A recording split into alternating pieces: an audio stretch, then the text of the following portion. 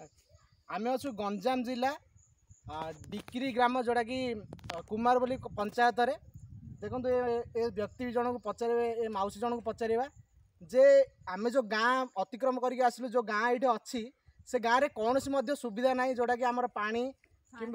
पानी ना कि रास्ता घाट ठीक ठाक ना कि इंटरनेट आपन तो इंटरनेट किसी चल पारे कि देखो आम 5G जमाना आसला किंतु आम इंटरनेट ये यूज करें कि 2G यूज करें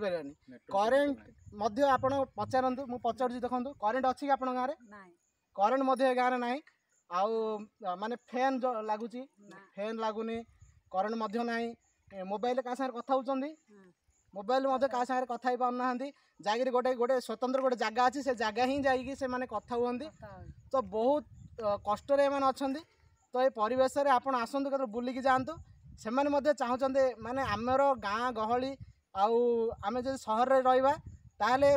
माने सबू लोक मैंने गोटे निष्कपट हो न था किंतु एथिरे लोक मैंने बहुत निष्कपट आर हृदय बहुत स्वच्छ तेणुकर आप निश्चित भाव आसतु एवं आर अनुभव करूँ एवं बुली आसतु रोची धन्यवाद।